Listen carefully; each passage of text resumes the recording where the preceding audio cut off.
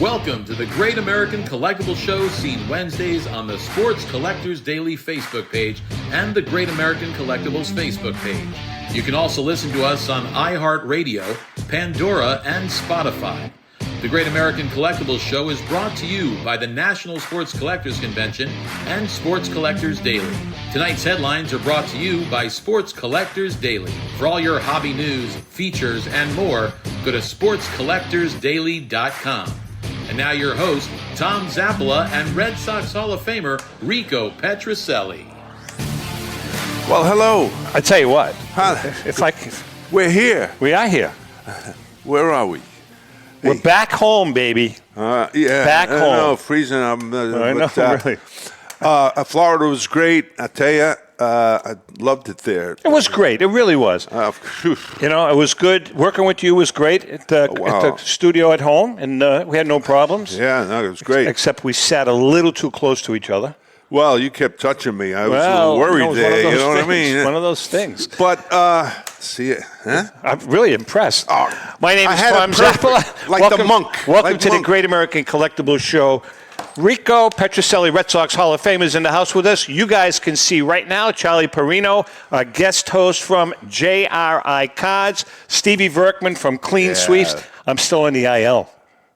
I know. Would you tell the watchers and the listeners that you're hurting? He's got some back problems. Yeah, I'm still in the IL. Serious back problems. Going to the specialist on Friday. Yeah. Look, I got a nice pack just in case. Oh, nice. Yeah. I have. Well, you know, when you hit your age, things like that happen. Three, not two, not one, 3 herniated discs. Holy jeez. But they said that I probably will not have to be operated on. They can do it with I don't know, some kind of injections, chainsaws, I don't know. Anyway, go ahead. We have a good show today. And by the way, Lee Behrens, later on from Sterling Sports Auctions, is going to be joining us. What else? Before we get into Stevie and Charlie, everything else good? Yeah, right. Right? Yeah. Okay, let's get to it. Steve, we're going to talk to you first. You have an auction coming. Actually, auction is going on right now. And you know what I noticed? You got a ton of single-sign baseballs. What's wrong Let's talk about those first. Yeah, there's some cool ones. We got some ones with some cool inscriptions. One of the big lots in the auction, it's a Sandy Koufax with the 1963 NL MVP inscription. Koufax hardly inscription.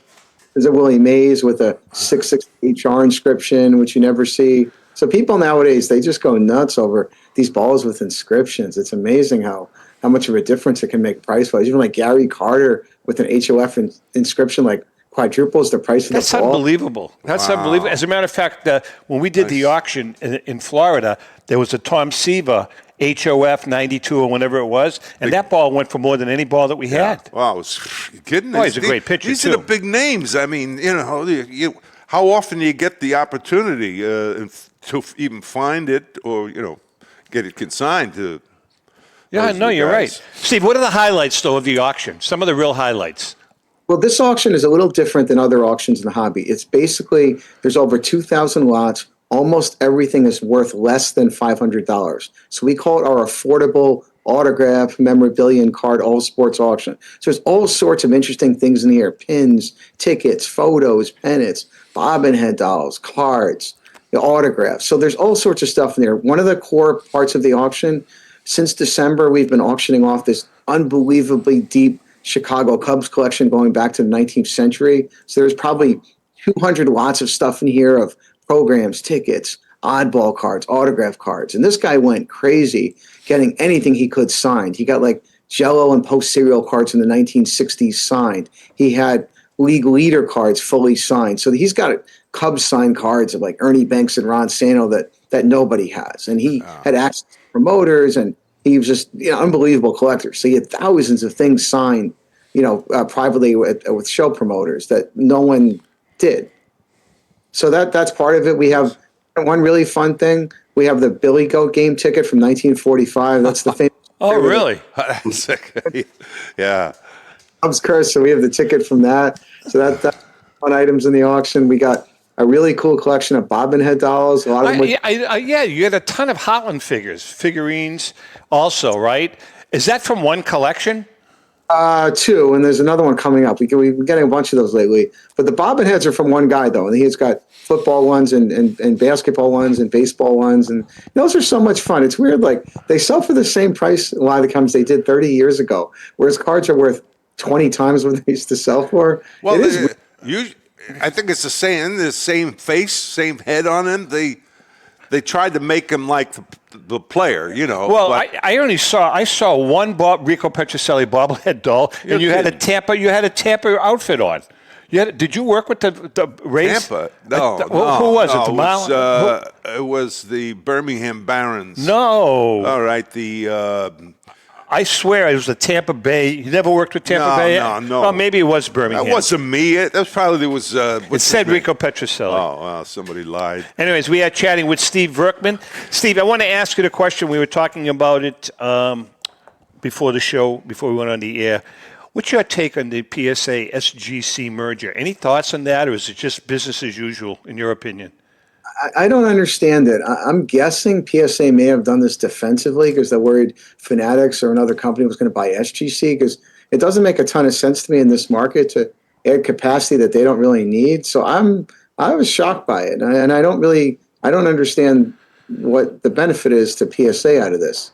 I just don't follow it myself. Yeah, I kind of agree with that. That's a good point. It doesn't make any sense. Yeah. Well, not to us, but to them it does. I'm sure it No, does. I mean, really, if you think about it, because some other company buys it, and so that's a loss for them, you know. Well, I mean, it's going to be interesting to see how it all plays out. So what about the cards? You got a lot of 19th century cards. Walk us through some of the cards that you have, besides the Chicago stuff. Oh, not in this. In this auction is most later stuff. So, like in this auction, we have a Tom Seaver rookie card in a 3. We have a 64 stand-up Willie Mays in a 6. This is an auction for like a real collector. So things, that are mid-level cards. Some of it's real high grade, oddball cards, unusual cards. There's a run of top star cards from the 60s and 70s. Some complete sets, but it's this one's more about the quantity. There's a lot of memorabilia. There's a 62 near set. One cool item is there's a 65 Topps Leaguer card with 5 Hall of Famers. It's signed by all 5, including Willie Mays and Billy Williams. We have the Life magazine signed by Joe DiMaggio and Mickey Mantle. We have the 64 Topps Giant cards are super popular when they're autographed. So we have a Willie Mays, we have a Hank Aaron. So those are very popular. Those are among the hot lots. So it's a lot of things like that. This is our next auction. Pennants too, right? I was just thinking before you. Yeah, we got some Brooklyn Dodger pennants, championship pennants from the 50s. Got some old. Wow. I love all that stuff. I mean, No, it That's is great cool stuff. Is this stuff that you've accumulated over? I mean, this isn't stuff that was all consigned to you just for this auction, is it? Well, our auctions are always a mix. It depends on what comes in. Any day it could change. Someone could come in today with 500 lots and they could dominate an auction. You just never know. But it's not it's a mix of our inventory and the consigned stuff. But the consigned stuff, a lot of it's from one owner, so it's really fresh stuff, and he never sold anything. Mm-hmm. So his stuff, some of it the guy picked up 30 years ago, and he had a good. So it's stuff that almost one of one stuff. And then we have a whole bunch of tickets and programs, like the early Super Bowl programs, the World Series programs, the regular stuff and yearbooks, and all the fun things that make up cores of collections. That's very, very cool. What about signed cards? Are there any signed cards? Very few. Yeah. Oh, there are. Yeah, a few hundred. Yeah, we have a big section in that. We have groups of them. We have the older ones. We have modern ones. We have some of the current signed cards as well. So it's a deep offering of that, going back to about the 1950s. An auction like this is again, we used to call it the 80-20 rule. 80% of the people that collect, this is right in their wheelhouse. I was just going to ask you that. Affordable. What group is it? The moderns, or in the middle? The 50s, kind of a little 60s? of everything, isn't it, Steve? A little of everything, yeah. Like a department store, like a good department store that stocks this auction. Like you have nice things, nothing unbelievable, but but a lot of cool things and interesting things that you have. There's over 2,000 lots, so it's a lot of fun. Just so people know, the auction is over 2 days. It's next Wednesday and Thursday, April 10th and 11th. In our auction, you have to have your first bids in by 8 o'clock Eastern time each day. We do still use the 10-minute rule. That starts off at 11 o'clock. So it's just very important to have your bids in to register and get your bids in by 8 o'clock. And there's a, very wide diversity and array of things. It's not like you're going to find a PSA 9, 52 manual in here, but if you're a collector, I'd be surprised if there wasn't something, something cool and interesting that you might like. Before we let you go, Charlie, didn't you recently buy something at the in one of his auctions? I'm the guy buying all the unopened product, vintage packs, boxes that I'll personally have graded through PSA before we open them on our show. Always looking around. Clean Sweep's a very good website, very friendly, and I'm always putting some bids in there. Good. Stuff. Excellent. So much. I appreciate it. We do have unopened stuff in the auction too. We must have 20 or 30 boxes of that stuff. We're doing more and more with that, and we'll have that in our next auction as well. But we do have a nice offering of mid-level unopened boxes and packs as well. Your website address, Steve? With cleansweepauctions.com. That's cleansweepauctions.com. The auction is Wednesday and Thursday, April 10th and 11th. Fantastic. Great. Thanks so much for joining us. Steve, thank you. Take care. Steve Verkman, Clean Sweep Auction. Nice. I tell you, he's one of the guys that he's been in this industry for 1,000 years. Everybody knows him, and that's what's good about it. It is good. Yep. It's good reputation. All right, let's get to our main man, Charlie Parrino Charles. from JRI Cards. Charles, what's going on? Congratulations. I hear there's a wedding in the future in the Parrino family. My middle son, Marco, got engaged after 9 years to his high school sweetheart. And hold on, Rico, guess who he got engaged to? His high school sweetheart. One of the Dollar Girls. What's Dollar? The Dollar Girls. You ever read his? Oh yeah, the ones. Girls Yeah. that specials, yeah. He married one of the. He's marrying one of the. She's All one right. of the Dollar Great. Girls. That's hysterical. Oh, great. Hey, Charlie, first of all, out of the gate, thanks so much for helping Rico and I with the fundraiser that we did in Juno Beach. We had a lot of fun, right? It was fun. It was a great time, yeah. There's some items out there, and some were good deals. It was run so professional, and it was for a great cause. It was really fun. Yeah, we raised $20,000, so we were very, very pleased with that. Charlie, we honored Rico. Rico spoke, did some signings, but Charlie was my associate auctioneer, and we had a lot of fun, Charles. And we didn't know the first 10 minutes, we didn't know what the hell we were doing. Not at all. Right? No. We didn't know where the items were, this and that. Hey, for not running a complete auction for the first time, great job, man. I can't believe how much money was raised. All that memorabilia added up, and some nice stuff. items, really nice items. Absolutely. All right, Charlie, I want to talk about some of the components of what JRI is all about. So what is this new treasure chest giveaway? Can you talk about that? Treasure chest giveaway. We do every quarter or so. We do a give back to all our customers to make it even more exciting. And every $100 they spend, they get an entry to win up to 100,000 points. I think it's $1,800 in prizes. It ends April 30th. Every $100 you spend gets you an entry. We accumulate all the entries on April 30th. The contest is over, and I randomize all the names, and the top 10 all get points. We used to give out cards and everything, but we like to give points to people which they can use on our site for purchases of whatever they like in that aspect. Yeah, but it's a nice giveaway. Somebody's gifted 100,000 points, which is like $1,000 credit, and that person's so happy because they can go in there and cherry pick all the things they like to see us open. That's excellent. We wanted your opinion on the merger of PSA and SGC. Nobody saw that. I mean, it's supposed to be, you don't want a monopoly in this business. PSA and SGC would battle each other, $12 a card, $11. I know they don't want to cannibalize their business and keep undercutting everybody. I just don't see how the two fit. I don't know how, it has to get approved because you don't want one grading company because they can control the prices to all the collectors out there. And not that much room in his business when the cost of grading, you got to insure it, the shipping. SGC's right around here. There are two great grading companies, probably the top two. Beckett's right up there, number 3. A couple of the younger ones came out, and some didn't survive because. Well, my concern is, Charlie. I was talking to this with Steve before we went on the air. Excuse me. So you have SGC. And they grade cards a certain way, and PSA grades cards a certain way. So what happens, is there going to be more crossovers from SGC to PSA because of the value of the card goes up? they're going to probably operate separate, which doesn't mean it. I don't understand how that really works. I think, like Steve said, I think it's a defensive measure so they can control all the grading that's being done out there. But there's that thing where a PSA 9 is worth more than an SGC 9. That's been going on for a while. I think that gap's been closing a little bit. I think in the end, the flippers are gone, so they just want a nice authenticated card with a number attached to it. But it's kind of gotten pretty quiet, right? Did they talk about a closing date? Is it over or is it? No, I don't think they've closed yet. Do you ever buy raw cards? Well, I used to back in the day, and then have them sent in to get graded because that adds value. Not that much anymore. We don't. Everything on our show is graded. The packs, of course, are graded.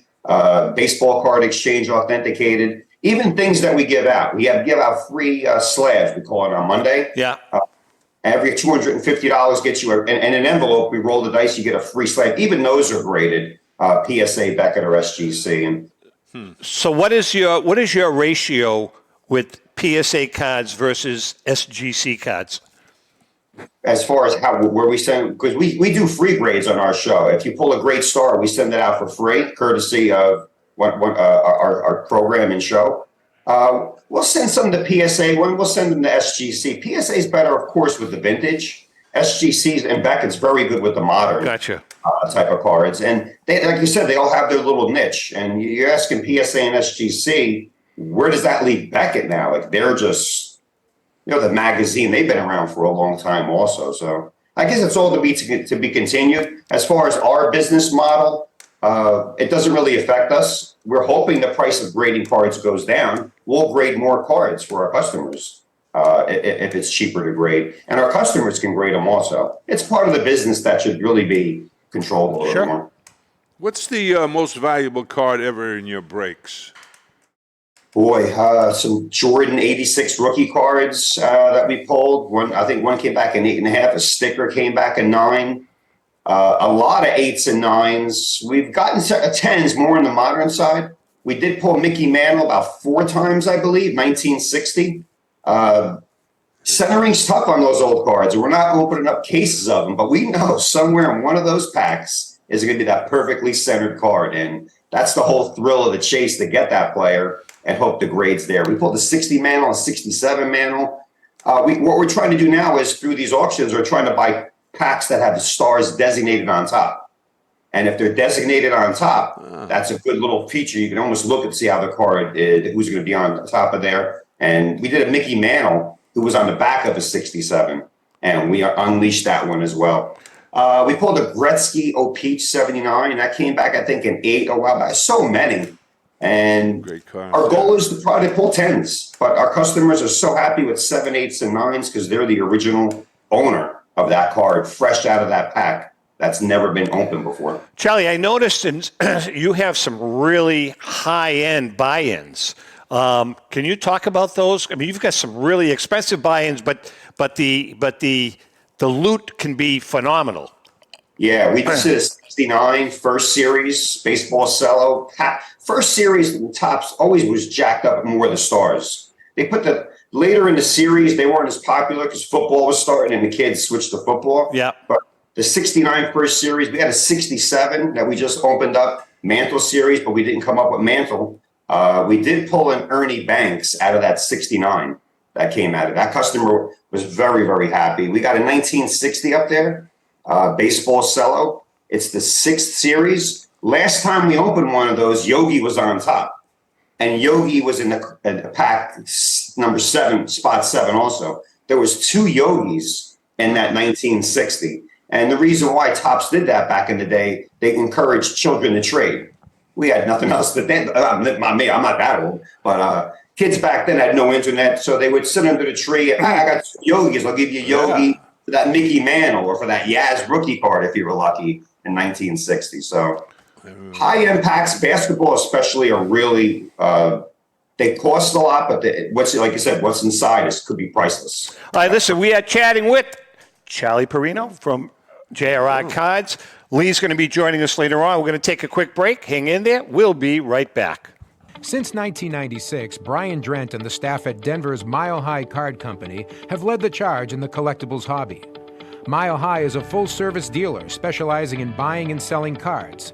and offers a competitive consignment program for all collectors. Whether it be their computerized want list service, appraisals, or auction services, Mile High has it all. If you've been searching for a company with a selection of high-grade vintage 1888 to 1970 baseball cards and memorabilia that shares your passion, aim high, Mile High. Go to milehighcardco.com or call 303-840-2784 for more information. For more than 30 years, Robert Edward Auctions has been the industry leader when it comes to helping you realize the most money for your baseball cards and sports memorabilia. In addition to their unparalleled reputation for honesty and integrity, they reach the largest number of bidders in the business and offer lower seller's fees, as well as generous cash advances up front on your valuable material. Contact them today at 908-226-9900. That's 908-226-9900 or at robertedwardauction.com. This is Brian Drent, president of Mile High Card Company. Is your sports card and memorabilia collection properly insured? For easily replaced personal property, homeowners insurance is all most people need. But for prized possessions that you may have spent a lifetime collecting, it doesn't go nearly far enough. Collectables Insurance Services has been insuring for over 50 years. They offer a full range of protection and a $0 deductible at an affordable rate with no appraisals required. I know because they insure my collection. If you have a minute, go to collectinsure.com and learn more about insuring your personal card or memorabilia collection. Hi, this is Dan from Memory Lane Auctions, here to remind you that the renowned Memory Lane Collectibles Company has served as a beacon of light to the collecting community for the past several decades. Indeed, folks, it has been our utmost privilege and pleasure to provide the most enthusiastic collectors with an abundance of the finest sports cards and memorabilia for America's most coveted sports personalities via our world-class auctions. Whether you choose either a private sale transaction or the auction route, Memory Lane cordially invites you to reach out to us to maximize the value of your prized possessions. Also, it is not just sales that we pride ourselves on being the best of the rest, because if you are seeking a particular keepsake for your esteemed gathering, we will be relentless in our quest to find that special piece to fulfill your collecting dreams. So no time to wait. Reach out to us today for the purposes of capitalizing on our unparalleled marketing capabilities. Simply pick up the phone and dial 877-606-5263. That's 877-606-LANE, or find us on the World Wide Web at www.memorylaneinc.com. Now is the time for your valued consignment to ultimately become another one of Memory Lane's record-setting prices.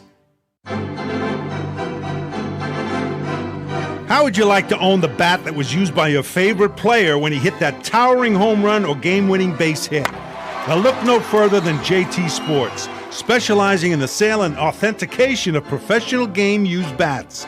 As the official authenticators of professional model game-used bats for PSA DNA, JT Sports will guarantee the authenticity of any bat purchased from them.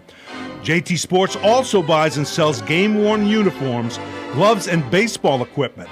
The unique quality of the collectible is what JT Sports is all about. Give them a call at 609-487-8003 or check them out at GameUseBats.com.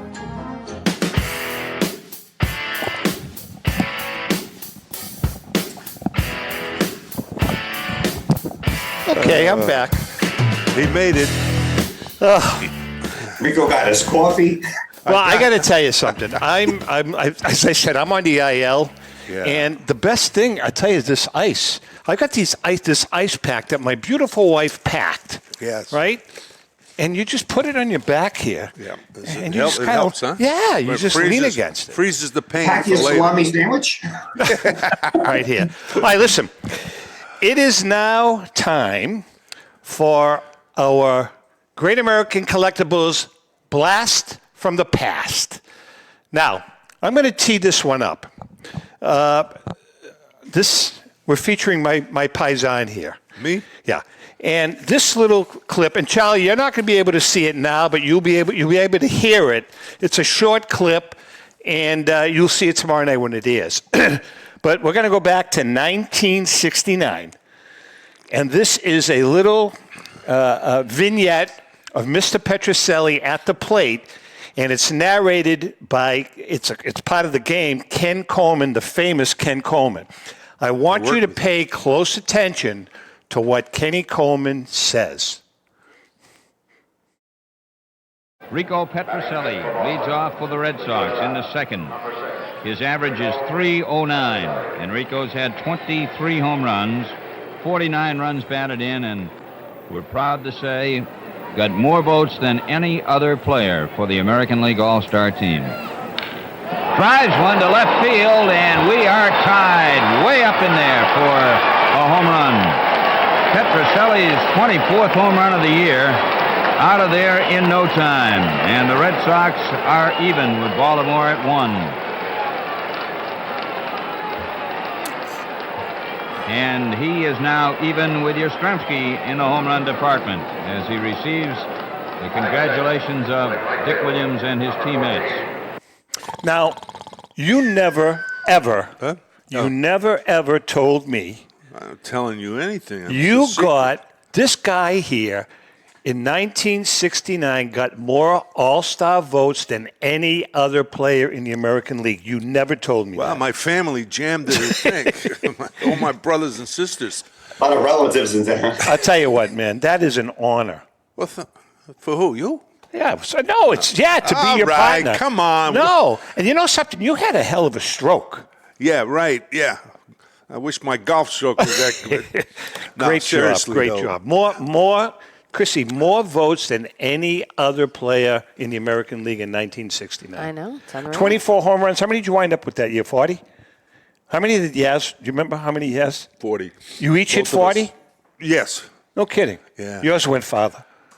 Well, yeah, that's true. No, Right? Yaz was terrific. Great. Oh, are you kidding me? But, yeah, we came in. That's when Dick Williams got let go at the end. We came in. I don't know when. Yeah, you guys came in like third. Third, I think, yeah. And, Can I ask you a question? Did they have MVP voting in 69? What, 1869? No, seriously. Did they have? Of course they had MVP voting. Did you get any votes? Yes. I think I came in second to, what's his name? Guy named Jackson. Reggie? Reggie had, I think, 47 homers, 48. Killebrew, those guys. So, I mean, obviously that year you must have gone into Yorkie's office and said, come on, let's go. I want more dough. No. What do you mean, no? No, I just didn't want it. What the heck is money Why didn't you hit him up for more money? What the hell were you thinking? Well, I wanted other things. Charlie, can you chime in here for crying out loud? No. Charlie, I got a question. We were at your studios when Tom and I were in Florida, and it's fabulous. How about the pizza? And the pizza was great. Woo! So, any plans to expand, or you're going to kind of stay there for a while? We're still looking to expand. We're always looking to expand. We just hired another show host. We're breaking in a little at a time, almost like a quarterback that goes in a game for a couple plays. Yeah. We're starting to outgrow that a little, but we want to expand our show hours. And boy, it is getting tight in there, but it's pretty big. It is 2-story. I like the fact that all the packs we open are upstairs, as you saw with all the whole studio. That's great. We'll think about it maybe in the next couple of years or so. Very nice spot where we're at, centrally located in downtown West. We're 8 minutes from the airport, but we are looking to possibly expand because we have a big operation. It was always thought it's a family team, but we got developers, we got a lot of staff, a lot of people that are on our payroll that make this show great. The research, the technology, the marketing, right across the board from top to the bottom. That makes the whole show. I got the easy job just going on the air and opening the stuff. So, Charlie, how many people do you actually help out? I don't want to say how many do you employ, but how many actually help out? We got, don't forget, we open the pack. There's all the technology. The website can never go down. So we got people round the clock, making sure the website's working, making sure items are getting properly relisted.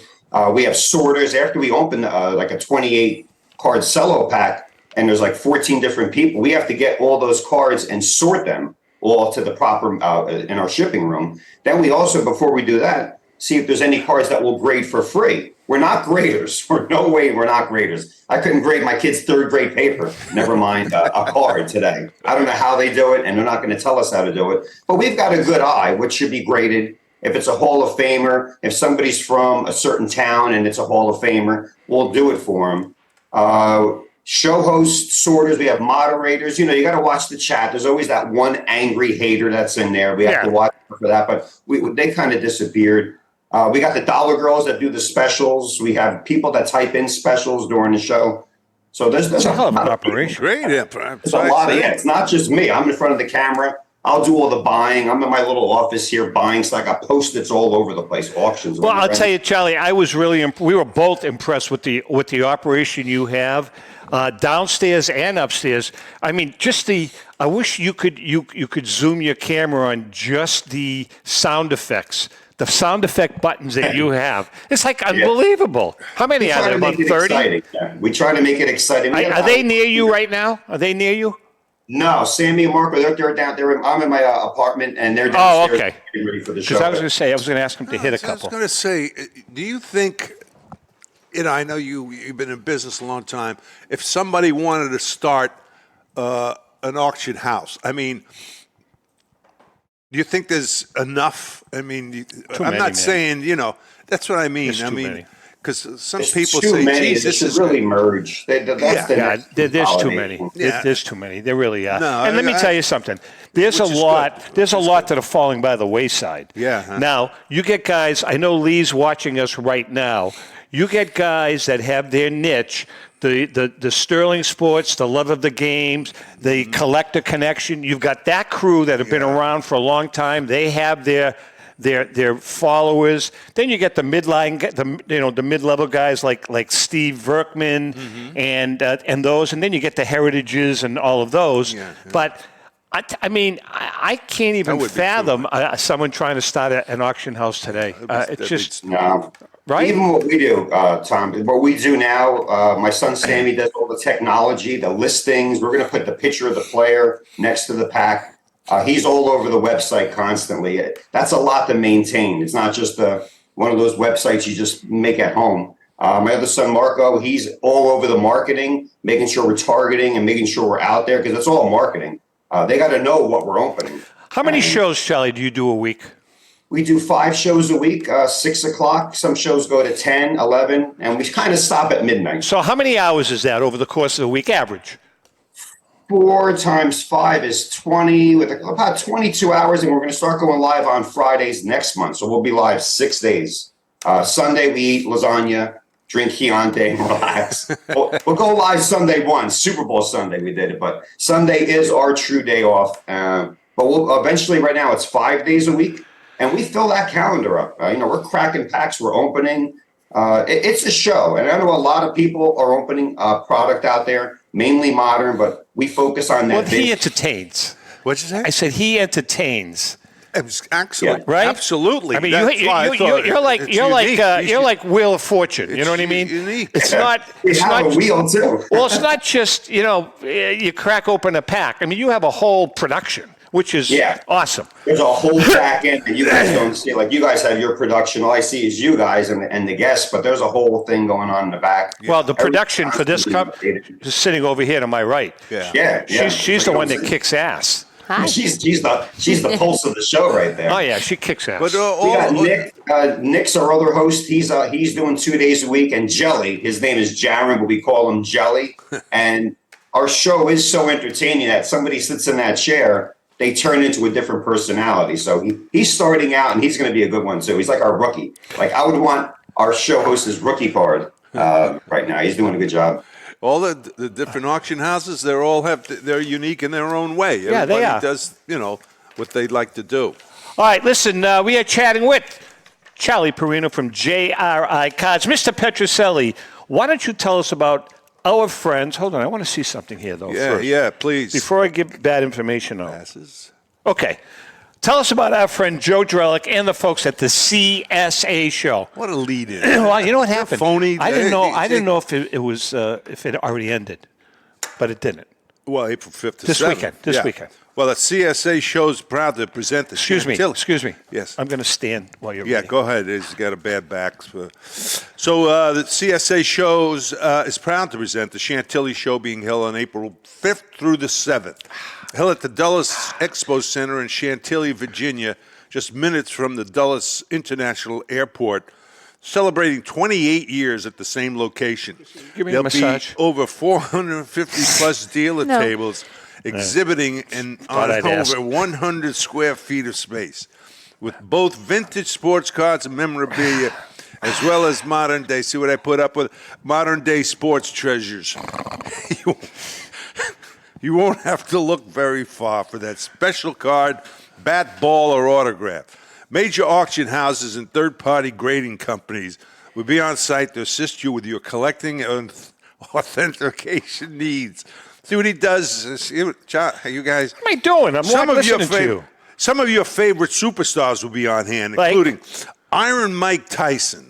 You know, he's going to fight again, isn't he? Fighting that guy, Roy. Yeah, right. Roy Rogers, whatever his name is. Yep. Jake Paul. Sugar Jake Ray Paul. Leonard will be there. Another great one. NFL stars of today.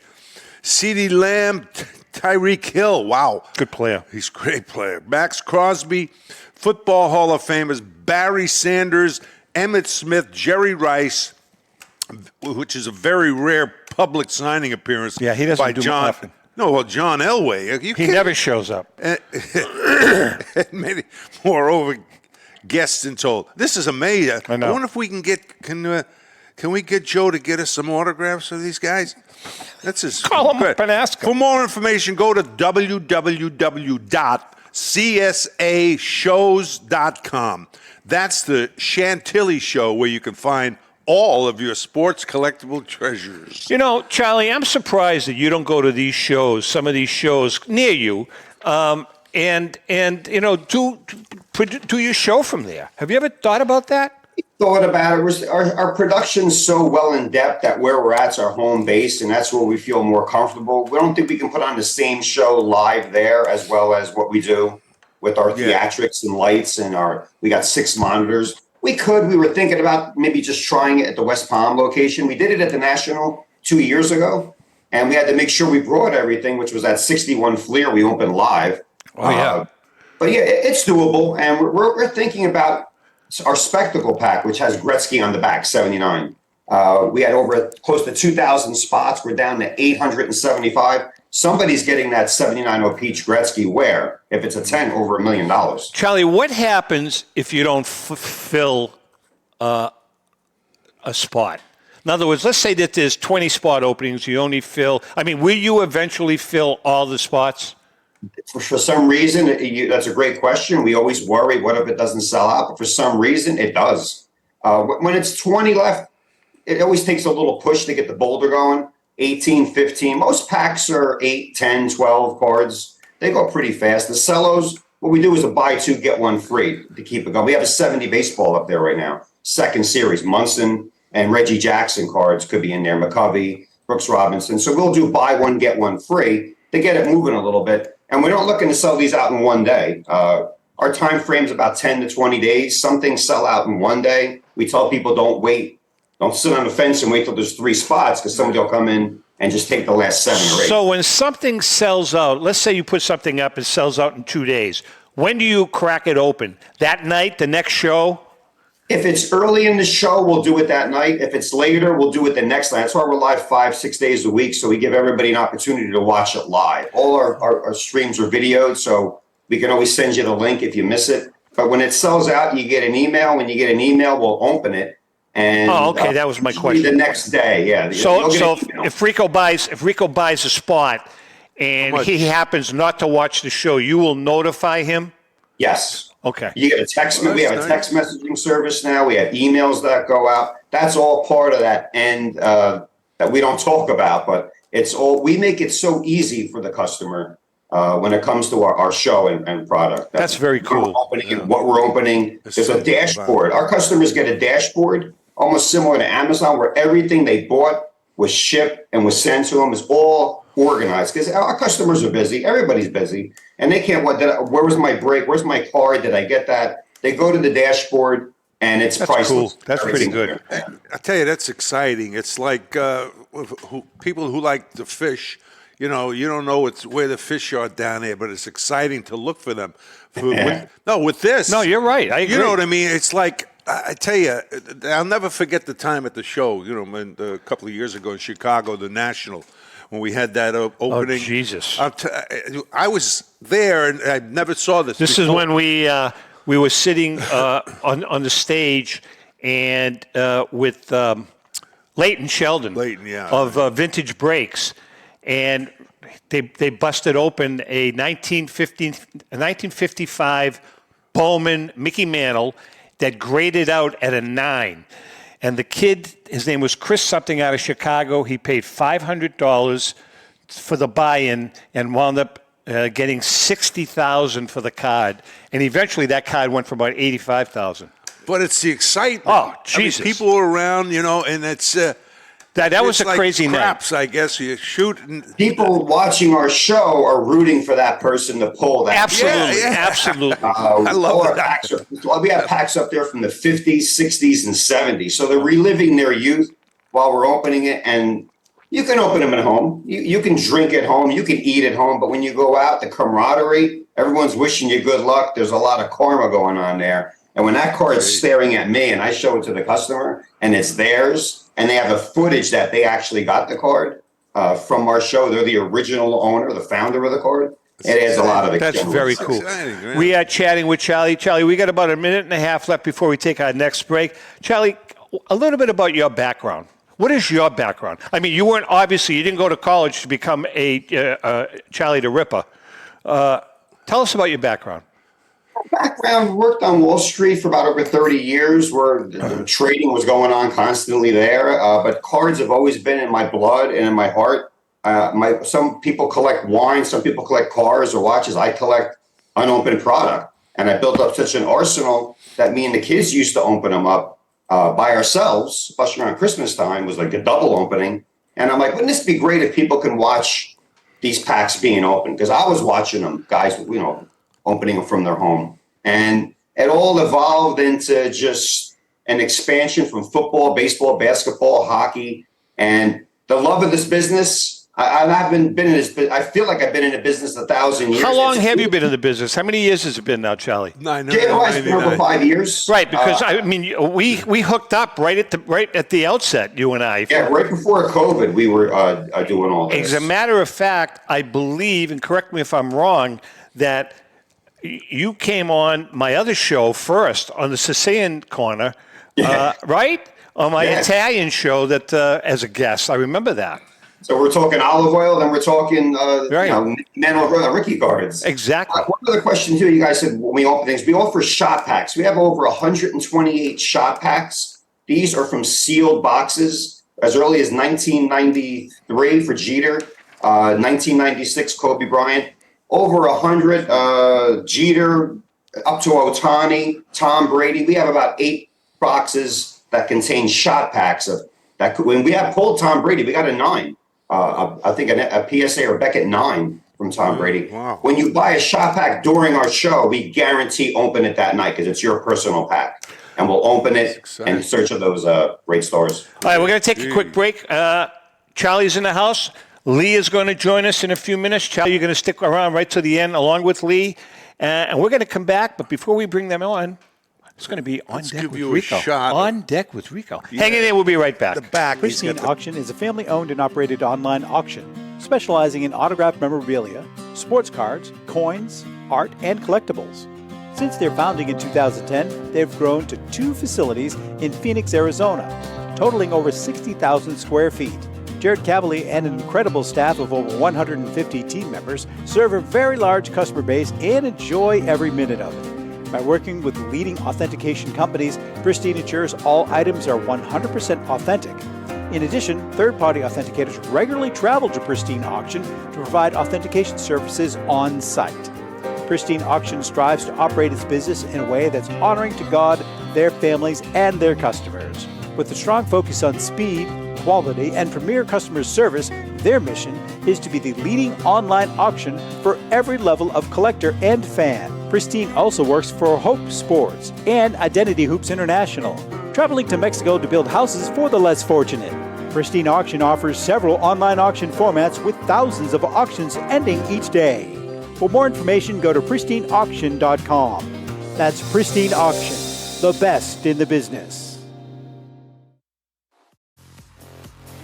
With record-breaking sales from everything from the white border T206 Honus Wagner for $3.12 million to some great items that support the Jackie Robinson Foundation, Golden Auctions has set the highest standards for the finest in sports cards, autographs, and game-used memorabilia. We're always accepting consignments of high-end premium sports treasures or entire collections. Please register for our next auction and bid now at goldenauctions.com. That's golden with an I.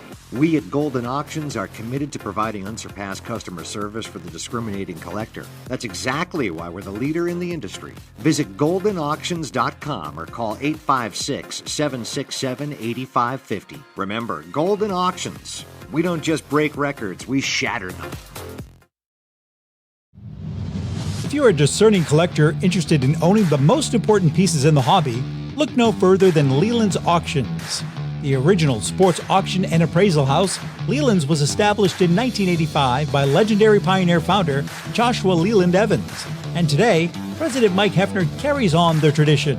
From the Tom Brady card and memorabilia collection to the famed Boston Garden auction to high-end card auctions from every major sport, Leland's has always maintained the highest standards. Go to Lelands.com and get your bid in. That's Leland's, the hobby's leading sports auction house for 4 decades.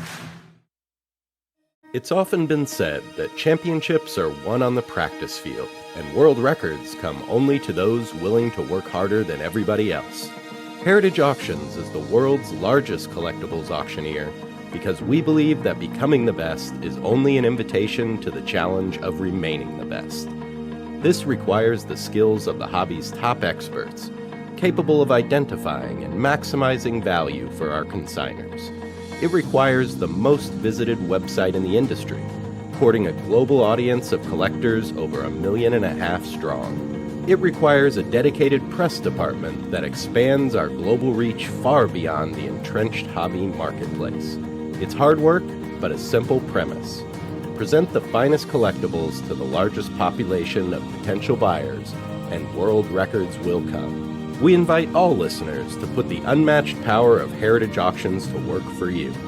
Auction evaluations are always free, and our commission-based fee structure ensures that our interests are always aligned. The highest possible price for your collectibles. There will always be new world records to chase, so let's chase them together. Visit our website at ha.com and request your no-obligation review today. Hi, this is Dan from Memory Lane Auctions, here to remind you that the renowned Memory Lane Collectibles Company has served as a beacon of light to the collecting community for the past several decades. Indeed, folks, it has been our utmost privilege and pleasure to provide the most enthusiastic collectors with an abundance of the finest sports cards and memorabilia for America's most coveted sports personalities via our world-class auctions. Whether you choose either a private sale transaction or the auction route, Memory Lane cordially invites you to reach out to us to maximize the value of your prized possessions. Also, it is not just sales that we pride ourselves on being the best of the rest, because if you are seeking a particular keepsake for your esteemed gathering, we will be relentless in our quest to find that special piece to fulfill your collecting dreams. So no time to wait. Reach out to us today for the purposes of capitalizing on our unparalleled marketing capabilities. Simply pick up the phone and dial 877-606-5263. That's 877-606-LANE, or find us on the World Wide Web at www.memorylaneinc.com. Now is the time for your valued consignment to ultimately become another one of Memory Lane's record-setting prices. Hey, I'm Mike Petroselli. If your company is looking for the best in marketing and promotional items, you'll hit a home run with Petroselli Marketing. With over 8,000 suppliers and 650,000 imprint-ready items, we can get your company the visibility it needs to get your maximum exposure. Whether it be office promotions, wearables, automotive, sports items, and everything in between, Petroselli Marketing can do it all. Our design staff will even work with you from concept to delivery and customize your products. At Petroselli Marketing Group, we will get your brand in front of your audience. Contact us at info@petrosellimkt.com or call us at 603-880-3202. That's Petroselli Marketing, where no dream is impossible. If you want the best from Petroselli Marketing, you call Rico, you will get a free pen. I'm sorry, go ahead. Yeah, you will. No, some people have asked me about if they do out of the area where we're at. You know, my son's company is. We do. He has accounts in Florida, California, Illinois, Indiana. Really, so he can. It's simple now online. He ships. He just ships stuff. That's all. Yeah, I mean, he does a great job. Believe me. And if there's any problem, he takes care of it. I live in Merrimackport, Mass. Can he send me a free jacket? You? Yeah. No. You cheap bastard. I'll give you half off. All right. I mean, the kid will. It's time for On Deck with Peter Petroselli. Poppy, why do we always do that? What? It is time now for our segment On Deck with Rico, brought to us by our good friend Brian Dwyer and the great staff at REA Auctions. Don't forget to get your bid in by going to robertedwardauctions.com. That's Robert Edward Auctions for extraordinary results and extraordinary service. Mr. Petroselli, this week's question was submitted by a Mr. Bill Dixon. Bill Dixon, huh? Yeah. All right. Tell us about Gaylord Perry and the Vaseline. Did you guys get angry when he, because, just kind of walk us through that. Every game, somebody would ask. And Charlie, jump in here, and Lee, you jump in here too. For the ball, because everybody thought he was throwing a greaser or a spitter and all of that. But some say that he was really throwing a fork ball, a split finger, as you say. But psychologically, we got mad at him. He was at Fenway, and Fisk was behind the plate, and they didn't get along too well. So Fisk asked him to ask the umpire to check the ball. So he throws it in, rolls it in, and he checks the ball. Next pitch, he hits Fisk in the head. But he didn't throw hard enough to really hurt you that much.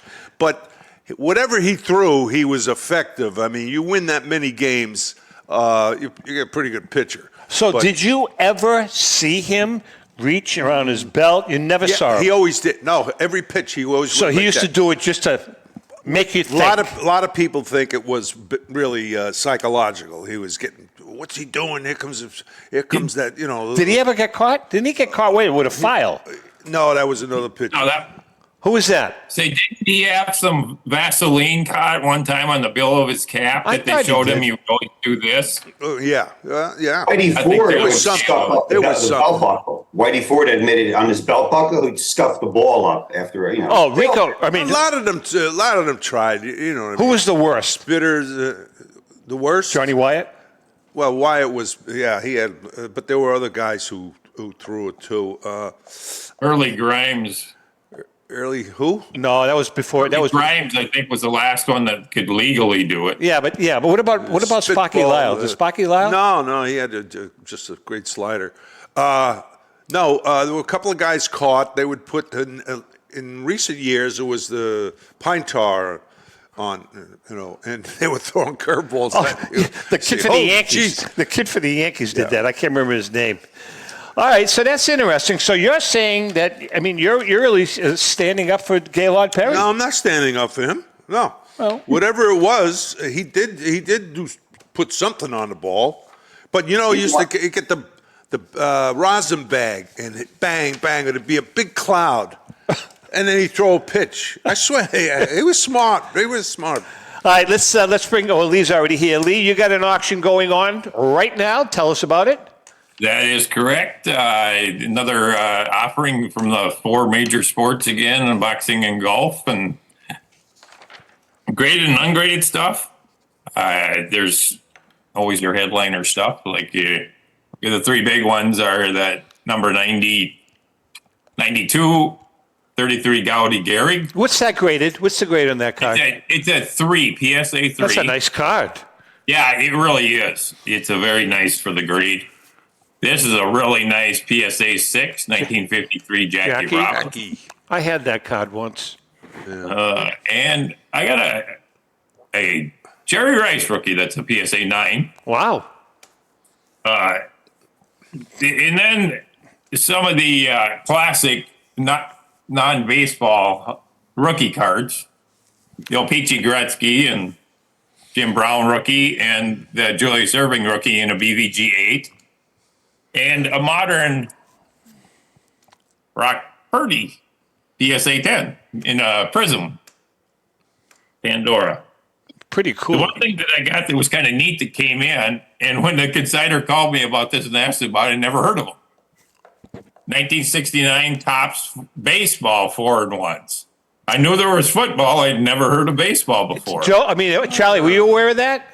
Yeah, the 69 football had the 4-in-1s, and so did the baseball also. They would throw stickers in there, anything to make the kids more exciting. I never heard of that. Yeah, me either. Yeah, that's what's so fun about the hobby is that, you think you've seen it all, and stuff shows up, and it's like, well, how did I not know about that? Rabbit holes. Yeah, exactly. But this seems to be a test issue, but this consignor has, I think he said, a total of 25 of them. They're all high grade. He gave me 4 of them for this auction. I'm getting another bunch for the next auction. Hey, Lee, do you do much, do they come to you, or do you do much traveling yourself to go pick up consignment? I don't do a whole lot of traveling. It's got to be a significant consignment to make the travel worth it. Yeah. I'm 2 hours from the Minneapolis-St. Paul area. So if there's something down there that's fairly reasonable, a lot of times you end up going there for something, and then I'll go pick up consignments. And actually the last 2 weeks, I've went down there twice to pick up consignments for the next auction. I'm trying to get early consignments for it because there's a show coming up in St. Paul that I'll be doing on the 18th to the 21st. So I wanted to try to get some headliner cards to put on display at that show, and it's worked out quite well. I wonder what percentage of collectors just collect maybe the younger kids as opposed to getting them, authenticated. You mean raw cards? Yeah, call it what you want, but I mean, guy goes in, I'm a Philly fan, and I'm looking for Philly cards, and I'm not interested in selling them. But I mean, it's a guess what percentage. Well, you don't sell cards, though, do you, Lee? No, not outright. I pretty much do it's all auction stuff. But to answer Rico's question, we had a card store from the late 80s to early 90s. And by the time we got out of it, that early 90s, it had already pretty much transitioned there was very few collectors left anymore. Everybody wanted to do his thing and open the pack and find the best card out of the pack, and the rest of them didn't matter. The chase card started, and it's just evolved from that. And you don't ever hear anybody that buys boxes of cards to put a set together anymore. Well, but to add to Rico's question, if you have, 20 Chicago Cubs cards various years, do you find like one guy is interested, as Rico says, in the Chicago Cubs, and you get a run on the bidding for that card from one person? Make lots up like that. If you got stuff, I lot cards up that way by teams if it makes sense, to get everything out of there. Because there definitely are collectors of teams and different things. I've been amazed at how many consigners I've had that collect Washington Senators. And I'm like, hey, I mean, from back to the turn of the century, and it's Washington Senators. You would think it would be the Yankees and the Red Sox and the Brooklyn Dodgers and all this. But I've had more collectors of Washington Senators cards than any other. That's crazy. Jeez. All right, your website is? SterlingSportsAuctions.com. I have an auction closing on Thursday, April 4th. Got to get your first bid in by 8 p.m. Eastern Standard Time to be allowed in extended bidding. Once you're in extended bidding, you can bid on any lot in the auction, but you got to get one bid in. Lee, you do a great job, man. You have your niche. We talk about it all the time. The guy that can't afford that $1 million card, man, you're cut for that guy. That's you have a great niche. Yeah, I start as low as $20 on up, and to what I have on display here. So there's a lot of the in between, and very happy with what we got and continue to do. Thanks for coming by, Lee. Yeah. Wish you the best. Me on, guys. Charlie. Say, I was going to ask Rico if the Whitey Vulture had anything to do with his MVP voting. We have 10 seconds. What? Well, a little bit, yeah. Him and a few other guys in Boston. Charlie, thanks for your help also, as always. Charlie, we love you, man. Great seeing you. Independence for Veterans. Don't forget, we do a little charitable proceeds. Portion of the proceeds of our charity packs go to the Independence for Veterans. Want to get that little in there. Good man. Great, for our viewers and listeners, thanks so much. Rico, thanks for carrying me today. You didn't do jack. Right. I know. But with that being said, happy collecting. Give him a nice back rub, Rico. Chrissy.